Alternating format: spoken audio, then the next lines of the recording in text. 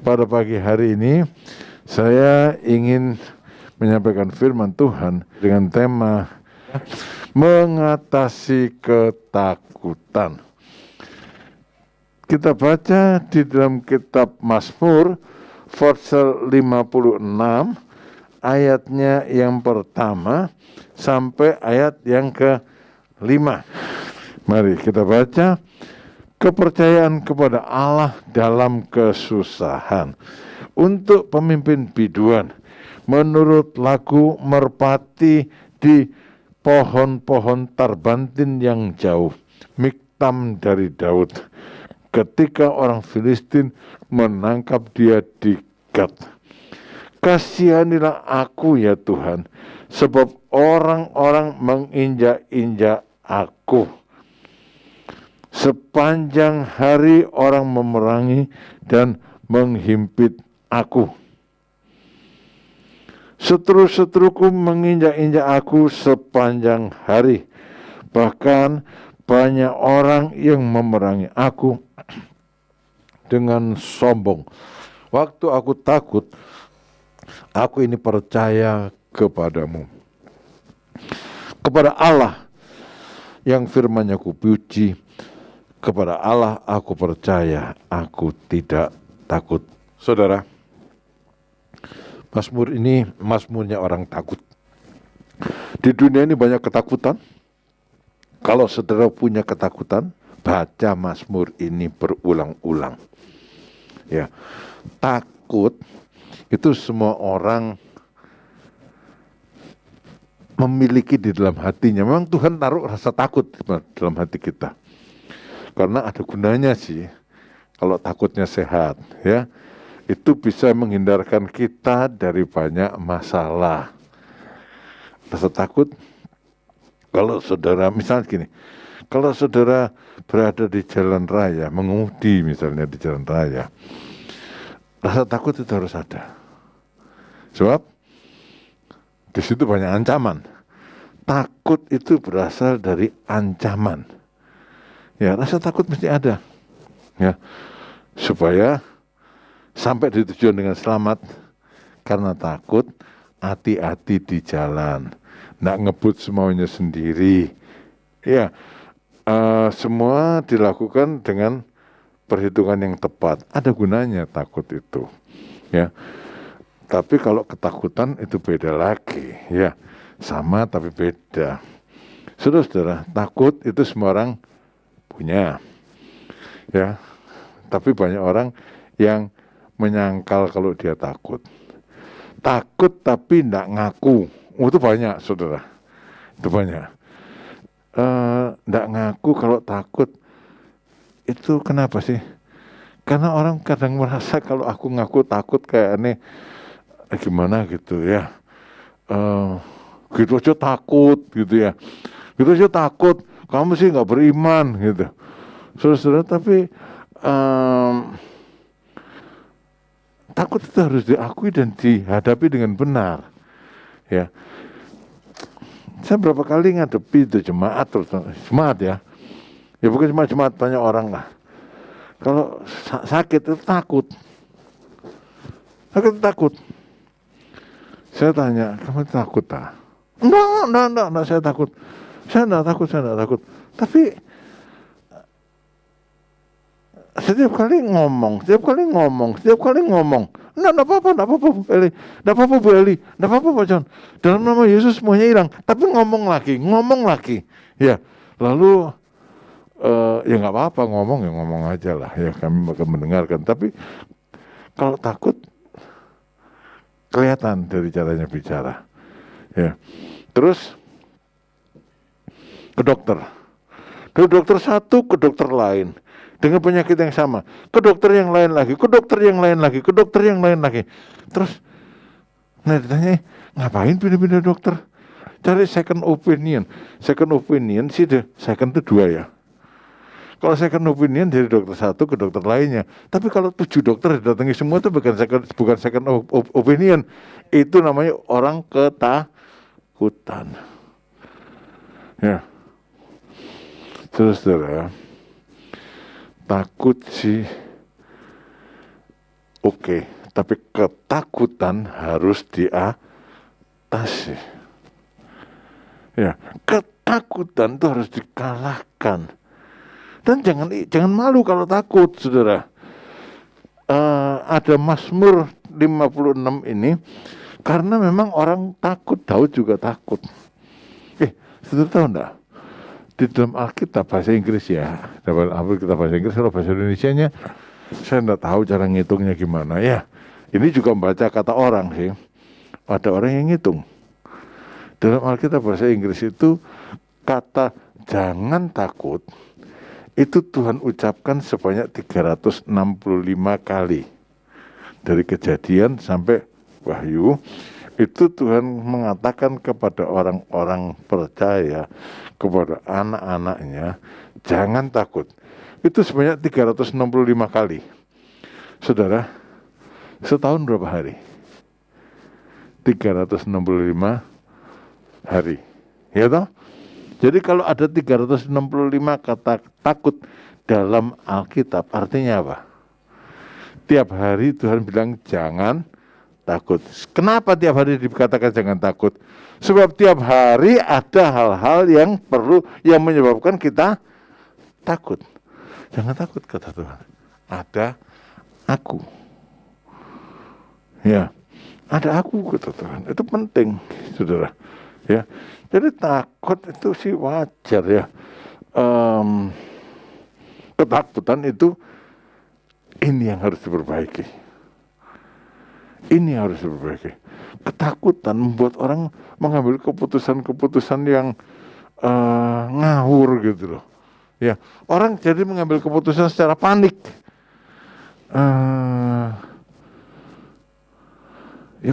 Panik itu keputusan yang salah gitu, yang diambil secara salah, panik, dan menyebabkan orang menjadi makin terjerumus dalam masalah. Nah, saudara-saudara, contohnya dalam Mazmur ini Daud, ya, slide-nya. Daud menulis Mazmur ini saat dikejar-kejar oleh Saul untuk dibunuh. Ketakutan yang dialami Daud adalah hal yang wajar karena itu bukanlah gejala sakit jiwa. Hal apa saja yang dilakukan Daud agar dapat mengatasi rasa takutnya? Ya, Daud takut wajar. Gini saudara, Daud itu diuber-uber sama Raja Saul. Daud itu sebetulnya mantunya Raja Saul, tapi lebih moncer daripada Saul. Lebih pinter, lebih dalam segala hal lebih dari mertuanya gitu. Nah, mertuanya iri. Lalu mertuanya ini memutuskan bahwa Daud ini mesti mati. Istilahnya sekarang sih dihukum mati sama bapaknya, sama mertuanya sendiri. Dihukum mati oleh Raja Saul. Daud lari, saudara. Daud lari sifat kuping, dia lari karena dia mau dibunuh oleh Saul. Sudah dilakukan, dilempar tombak tapi luput.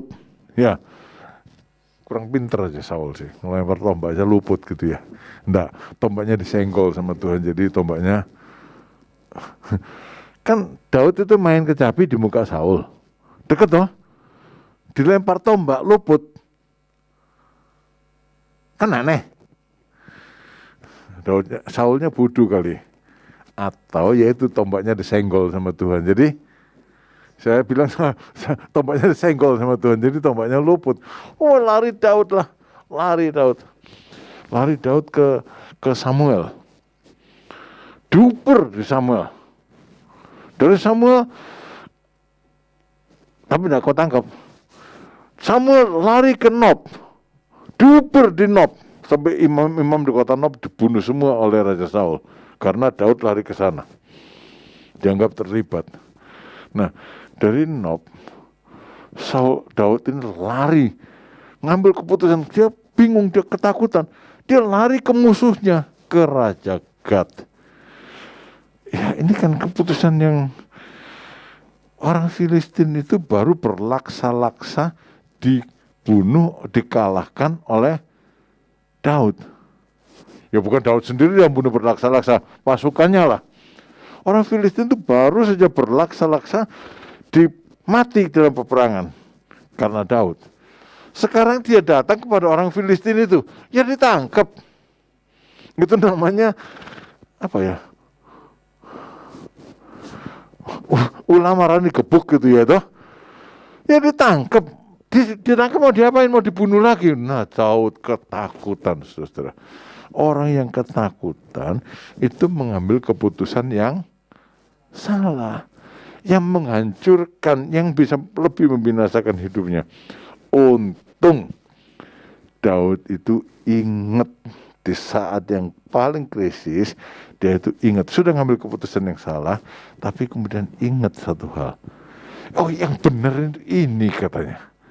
Nah, kalau saudara sudah kadung dalam ketakutan mengambil keputusan yang salah, dan saudara terjerumus dalam kesukaran yang lebih besar, ya, ingat sama-sama kayak Daud ini. Baca dari Mazmur 56, dibaca Mazmur ini, pahami, lalu lakukan. Mazmurnya orang takut, tapi dilepaskan dari ketakutannya. Ya, saudara-saudara, apa sih yang dilakukan oleh Daud? Kita tahu semua, tapi mungkin belum melakukannya. Nomor 1, dia mohon belas kasihan Tuhan. Artinya berdoa. Kasihanilah aku ya Allah, sebab orang-orang menginjak-injak aku. Sepanjang hari orang memerangi dan menghimpit aku. Daud sadar hidupnya sedang bergelut dengan ancaman bahaya. Dalam kondisi seperti ini, Daud mohon belas kasihan Tuhan. Karena Daud sadar bahwa kekuatannya sangat terbatas. Kondisi sekarang ini tak bisa dipungkiri, ada banyak orang dihantui rasa takut, kondisi ekonomi yang tidak menentu, bencana alam yang terjadi dapat membuat ketakutan, kegentaran banyak orang. Kunci untuk mengatasinya adalah dengan memohon belas kasihan Tuhan. Ya saudara, ini yang dilakukan Daud ini kita tahu loh. Berdoa, tapi melakukannya enggak tahu ya. Kita tahu doa mengubah segala sesuatu, kan tahu. Wong nyanyi, tapi melakukannya itu yang perlu dipikirkan ya. Dilakukan saudara. Kalau saudara seperti Daud pada waktu itu sudah jalan buntu. Sekarang sudah tadinya sih diubur-ubur sama Saul, tidak ketangkep. Sekarang ditangkap oleh Raja Gad untuk dibunuh. Udah nggak ada cara lain. Kalau sudah menghadapi situasi seperti itu, ya wis, minta belas kasihan Tuhan. Minta Tuhan mengasihani, bukan cuma minta Tuhan menolong. Minta Tuhan mengasihani, kenapa mesti dikasihani? Sudah kadung ngambil keputusan yang salah. Minta belas kasihan Tuhan, saudara. Minta belas kasihan Tuhan. Saudara, saya baca di Alkitab, ya, Mazmur ini dikarang oleh Daud pada waktu dia jatuh ke tangan Raja Gad.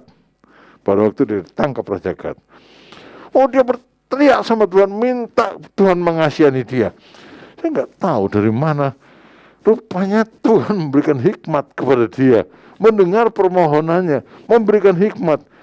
Saudara-saudara, Daud itu bertingkah seperti orang gila di muka Raja Gad. Anehnya Raja Gad percaya. Anehnya Raja Gad itu percaya kalau Daud itu gila. Lalu Tuhan pegang hati Raja Gad. Lepaskan orang gila buat apa? Jadi Daud dilepaskan. Ya, aneh itu Raja Akis itu kok mikir iya ya edan wong iki. Buat apa? Terus dilepaskan aja katanya. Tuhan jamah. Dan Daud dilepaskan. Tuhan bekerja melalui berbagai cara dalam kehidupan orang yang berdoa minta belas kasihan Tuhan. Tuhan kasihani saya, Tuhan kasihani saya. Saya udah kadung Tuhan kadung saya itu terjerat utang online, gimana nih caranya? Tuhan kadung ini, Tuhan kadung, saya sudah kadung mengambil keputusan yang salah. Kasihani saya. Orang minta belas kasihan Tuhan itu namanya minta diampuni. Kasihani aku Tuhan. Aduh, masalahnya banyak Tuhan. Masalahku banyak loh Tuhan. Ini gimana? Kasihani aku Tuhan. Kasihani aku Tuhan. Gitu loh. Ya. Doanya itu sederhana sajalah ya. Sederhana sajalah, minta belas kasihan Tuhan. Ya. Jadi kalau Daud datang minta belas kasihan Tuhan, maka Daud ditolong oleh Tuhan. Hari-hari ini saudara, banyak orang memang harus takut. Kalau nggak takut itu namanya apa ya? Superman aja ada takutnya toh. Superman itu ada takutnya. Takut satu. Kalau ada orang bilang, aku nggak takut. Saya ragu-ragu loh saudara. Kalau orang mesti takut. Soalnya Tuhan Yesus sendiri bilang, kita hidup di zaman akhir ya. Tuhan bilang gini, akan ada tanda-tanda pada matahari dan bulan, bintang-bintang, dan di bumi banyak bangsa-bangsa akan takut dan bingung menghadapi deru dan gelora laut. Orang akan mati ketakutan karena kecemasan, berhubung segala sesuatu yang terjadi di bumi. Saudara-saudara, kalau kita mendengar ya, zaman dulu itu kok gak ada bulan blood moon ya? Ya, apa orang dulu nggak tahu atau orang sekarang saja yang tahu? Blood moon. Ini kan baru sekarang terakhir ini bulan kelihatan seperti darah. Terus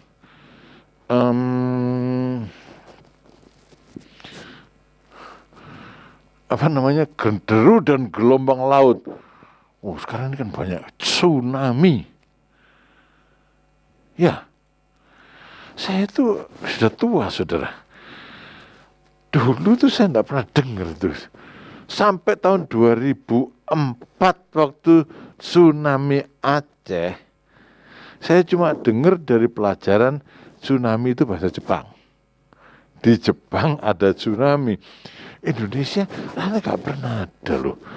Tapi sekarang di mana-mana deru dan gelombang laut, ya ada. Saya ngartikan, iya sekarang ini tsunami ada di mana-mana.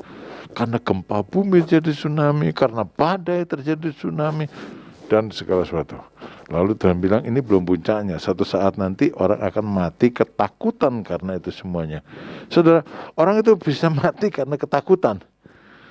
Tapi kita tidak perlu ya. Kita mengatasi ketakutan sebab Tuhan Yesus juga bilang, Allah kita bilang jangan takut. Berapa kali? 1 tahun berapa hari? Kalau pagi bangun, ingat, Tuhan terima kasih engkau bilang jangan takut. Karena itu aku tidak takut. Ya, belajar saudara, saya juga belajar. Jangan takut, minta belas kasihan Tuhan. Ya, minta belas kasihan Tuhan. Sudah itu, sudah berdoa toh? Minta belas kasihan Tuhan, lalu apa? Mempercayakan diri kepada Allah. Dalam Mazmur 56 ayat yang keempat, waktu aku takut, aku ini percaya kepadamu. Tadi pagi waktu saya mikir ini, saya ingat ada satu nyanyian lama dulu, tapi nyanyian ini tidak ada dalam bahasa Indonesia tuh.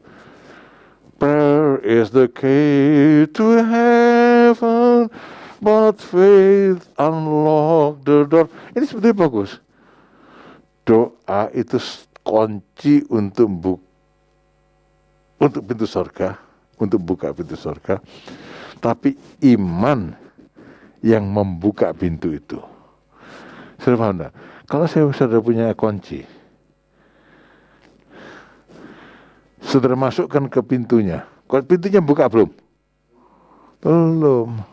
Mesti diputer. Doa itu anak kunci yang dimasukkan ke kunci. Iman yang memutar kunci itu, pintu terbuka. Ya, jadi doa dengan iman besar kuasanya. Daud yakin para musuhnya tidak dapat berbuat apa-apa karena Allah. Keyakinan ini didasari Daud karena memiliki kepercayaan kepada Allah melalui pengalaman hidup bersama Allahnya yang menjadi bahan perenungan pribadi. Pengalaman hidupnya itu direnungkan. Hal inilah yang membuat Daud tidak tenggelam dalam ketakutannya. Daud melangkah dengan penuh keyakinan berdasarkan janjinya yang disematkan, yang ditaruh yang disimpan dalam sanubarinya. Gitu. Doa. Kalau doa tok pintunya nggak dibuka, belum terbuka. Iman, pintu surga terbuka. Itu sebabnya kita bilang doa mengubah segala sesuatu. Doa yang bagaimana? Doa orang benar bila didoakan dengan iman besar kuasanya. Istri saya bilang saya salah nyanyikannya katanya. Ternyata dengan yakin besar kuasanya. Ya, yakin sama iman itu podo sebetulnya. Ya, doa tanpa iman tidak ada kuasanya. Kenapa Daud bisa beriman? Karena dia memutuskan percaya. Aduh, saya bimbang. Ya, kamu bimbang nggak dapat apa-apa. Sekarang kamu harus percaya. Putuskan untuk percaya. Saya sudah doa, tapi gimana ya masih gini. Putuskan untuk percaya. Putuskan. Percaya itu keputusan, saudara. Saya tidak bisa impartasi kepercayaan kepada saudara. Paling saya memberikan sesuatu yang kalau saudara ini iya ya betul ya saya percayalah gitu. Tapi yang memutuskan saudara, yang memutuskan saya. Dan Daud memutuskan untuk percaya. Kenapa? Ya tadi karena Daud sih punya pengalaman bersama dengan Tuhan. Ingat pengalamannya dengan Tuhan. Ya, mestinya Daud waktu itu ingat, iya ya, Goliat juga kalah sama saya. Iya ya, orang Filistin berlaksa-laksa, ku kalahkan. Ingat pengalamannya, Tuhan tolong. Itu disimpan di hatinya. Pertolongan Tuhan jangan dilupakan. Dan ini menjadi dasar bagi kita untuk percaya. Dulu kan nyanyiannya tak tersembunyi kuasa Allah, kalau lain ditolong saya juga. Oke toh? Boleh. Tapi ada baiknya juga kita nyanyikannya. Tadi gimana tadi? Tak tersembunyi kuasa Allah, kalau dulu ditolong sekarang juga, kan gitu. Ya, kalau lain ditolong saya juga, itu betul. Tapi bisa juga karena orang iri toh. Dia dapat masa saya enggak gitu ya.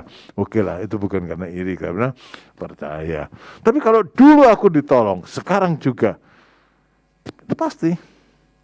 Itu pasti. Itu pasti. Jadi jangan dilupakan pertolongan Tuhan di masa lalu. Kebaikan Tuhan itu disematkan di hati sanubari kita. Sehingga kalau kebaikan Tuhan, pertolongan, mujizat Tuhan itu disematkan di hati sanubari kita, saudara, kita punya keberanian kita bangkit. Keberanian kita bangkit. Kita tidak dikalahkan oleh ketakutan, tapi seperti Daud tadi, ya, saya pikir dia bisa dapat akal kayak gitu itu dari mana ya? Mestinya Tuhan yang ngasih akal kepada Daud. Mestinya Tuhan yang berikan akal kepada Daud. Ada jalan keluar, ya, ada pertolongan Tuhan. Bisa karena Tuhan memberikan hikmat akal kepada kita untuk meluruskan yang salah. Bisa karena Tuhan mengirim orang untuk menolong kita. Ada banyak cara Tuhan menolong, tapi percayalah, ya. Waktu aku ini takut, kata Daud itu takut, tapi aku percaya kepadamu. Kalau orang takut lalu percaya kepada Tuhan, maka Tuhan akan bilang, ini aku, jangan takut. Nabi Yeremia itu ketakutan. Jadi saudara kalau ketakutan tidak perlu izin. Nabi Yeremia aja takut. Karena apa? Yerusalem dihancurkan oleh tentara Kasdim. Orang-orang dibunuh di jalan-jalan. Ibu-ibu, perempuan-perempuan dibunuh di jalan-jalan. Yeremia takut. Tapi dia bilang, dalam ketakutan aku berseru kepadamu. Dan engkau ternyata dekat. Engkau itu ternyata tidak jauh. Engkau itu ternyata dekat, tidak jauh daripadaku. Ratapan 3 ayat 57, engkau dekat tatkala aku memanggilmu. Engkau berfirman, jangan takut. Minta belas kasihan Tuhan dengan iman. Tuhan bilang, jangan takut. Mengatasi ketakutan dengan iman, lalu bertindak dengan iman. Imannya bukan di hati saja, tapi imannya dilakukan. Jangan takut. Saudara-saudara, kalau kita takut kita tidak bisa memuji Tuhan toh. Orang takut mah bingung ya. Saudara-saudara, mari kalahkan ketakutan. Doa. Saudara bisalah berdoa. Masa nggak bisa? Ya, bisa berdoa. Percaya, pasti bisa percaya. Saya percaya kepada Tuhan, maka saya berada pada jalan yang benar. Percayalah kepada Tuhan berdasarkan Dia adalah Tuhan. Dulu aku pernah ditolong loh, kan gitu. Dulu aku pernah ditolong, kalau dulu ditolong sekarang juga. Pastilah. Dulu ditolong, pastilah sekarang juga. Ya, kalau kita sampai pada taraf itu, pada langkah itu, maka ketakutan tidak mengalahkan kita. Lalu kita melangkah lebih lanjut, mengalahkan ketakutan. Mengalahkan ketakutan berarti menyingkirkan semua hal yang menakutkan kita, menimbulkan masalah, apa itu COVID, apa itu krisis ekonomi, krisis keluarga, dan seterusnya, itu disingkirkan. Bukan kita cuek, ya, tapi kita mengalahkannya. Bukan tidak memikirkannya, tetapi mengalahkannya. Banyak orang itu salah mengerti. Kalau saya bilang, aduh, ini gimana ya? Saya itu, saudara, kesehatan saya itu tidak baik. COVID itu ada obatnya. Orang sekarang sakit COVID itu ringan. Sudah divaksinasi, ada obatnya. Saya ini baru hari ini lepas dari isolasi mandiri, saudara. Hari ini. Dan berhari-hari saya itu takut. Kenapa? Saya itu tidak boleh minum obat COVID. Obat COVID itu tidak boleh saya minum. Orang lain sakit, saya bisa ngobati. Saya sakit, obatnya saya tidak boleh minum. Tidak boleh minum. Karena kesehatan saya buruk. Jadi gimana? Aku takut Tuhan, aku takut. Tapi tolong deh Tuhan ya, tolong. Jangan sampai kena COVID aku ini. Tolong Tuhan, aku isolasi. Tolong Tuhan. Nah, saudara-saudara, ketakutan boleh. Karena kita manusia. Tapi percaya harus. Karena Dia Tuhan. Karena Dia Tuhan. Lalu kalau sudah percaya, melangkah sebagai orang yang percaya. Melangkahlah sebagai orang yang percaya. Apa langkah orang yang percaya? Berterima kasih kepada Tuhan. Cara kita mengungkapkan terima kasih kepada Tuhan adalah memuji Tuhan. Kepada Allah yang firman-Nya ku puji, janjinya ku puji. Hebat janji Tuhan ya. Luar biasa janji Tuhan yang kita puji dan kita lakukan. Kepada Allah aku percaya. Memuji Tuhan. Tuhan bersemayam di atas pujian umatnya. Dan ketika hadirannya dinyatakan, maka kedahsyatan Tuhan akan terjadi. Tembok Yeriko runtuh karena puji-pujian yang dinaikkan oleh Israel yang dipimpin Yosua. Paulus dan Silas juga mengalami mukjizat Tuhan ketika tengah malam menaikkan puji-pujian kepada Tuhan hingga pintu penjara dan belenggu mereka terlepas. Mereka berdoa, mereka percaya, mereka memuji Tuhan. Mukjizat Tuhan dinyatakan pada waktu atau setelah orang berdoa, percaya, memuji Tuhan. Ya toh, tembok Yeriko diruntuhkan karena puji-pujian dinaikkan oleh Israel yang dipimpin Yosua. Dibuka sendiri, tembok besar sebuntu, jalan nggak bisa. Siapa ya? Edi ya. Tembok Yeriko diruntuhkan setelah Edi Jaya memuji Tuhan dengan imannya. Mukjizat Allah dinyatakan setelah Elia menyanyi dan memuji Tuhan, berdoa, percaya, memuji Tuhan. Ya, kuasa Allah dinyatakan setelah Leni itu kamu? Leni menyanyi, memuji Tuhan. Percaya nggak? Setelah kamu memuji Tuhan, bukan cuma sekedar mulut, tapi dengan hati, mukjizat Allah dinyatakan. Kenapa saya bilang gitu? Lawang Tuhan yang ngomong, Tuhan nggak ngomong, saya nggak berani ngomong. Tuhan bertakhta di atas puji-pujian umatnya. Ya, Tuhan bertakhta di atas puji-pujian umatnya. Sebenarnya gampang toh. Saya rasa semoga saya tidak bicara terlalu ruwet pada saudara-saudara. Ya, tidak susah untuk mengalahkan ketakutan asal kita mau apa? Mau perintah belas kasihan Tuhan, mau berdoa, mau apa? Mau percaya, mau apa? Mau memuji Tuhan. Tiga-tiganya dilakukan ya, tiga-tiganya dilakukan. Hari-hari ini tidak baik.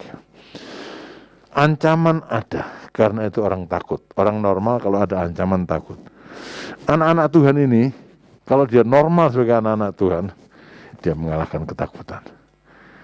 Kita berdiri mengatasi semua ketakutan.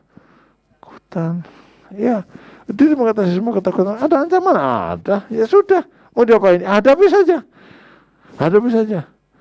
Udah sakit? Ya sudah, hadapi saja. Jangan ketakutan. Tidak akan menolong. Bersama dengan Tuhan kita bisa. Caranya? Berdoa. Percaya. Pujilah Tuhan. Baca Mazmur 56. Bacalah, baca. Baca terus, ini Mazmurnya orang takut. Baca.